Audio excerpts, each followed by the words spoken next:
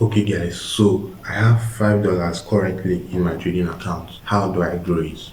Before I start trading or before I open a trade in the account, I will make sure of these three things. The first thing is I will make sure I have a higher risk to reward ratio on all my trades. The reason is because now you have a small account, right? To make sure that every single time you win, you're winning more than you're losing, you need higher risk reward trades. So let's say, for example, now I take three losses in a row. If I now have like a risk reward of 1 to 5 risk reward ratio on my fourth trade, that is going to recover all the money I lost on those three trades, and I'll still be 2R up in profits on that particular trade.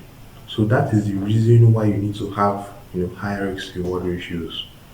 And another reason you need to also have higher risk to reward ratios, which is also moving me to my next point, is what I call capitalizing on your winners. What I mean by capitalizing in your winners is for you to be able to stack on those winning trades. So let's say now you've already taken a trade, right, and it's moving into your profits. Now, all those retracements that come in, you can literally enter on every single retracement. You can go to your backtesting charts, go to the last trade and analyze where could I have entered this trade, that I won't get into much drawdown, and I'll still be in in good profits where it continues going in my direction. And where could I have not entered, that would actually save me from drawdown. And then you start to see patterns. If you don't have a trading journal, click the link down below in my description. You would see my ecosystem journal, and then start journaling your trades.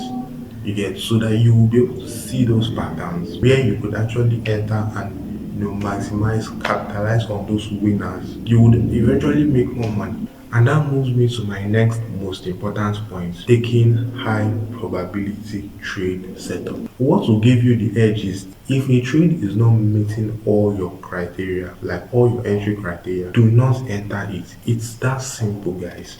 Just leave it alone or put your buy or sell tool there.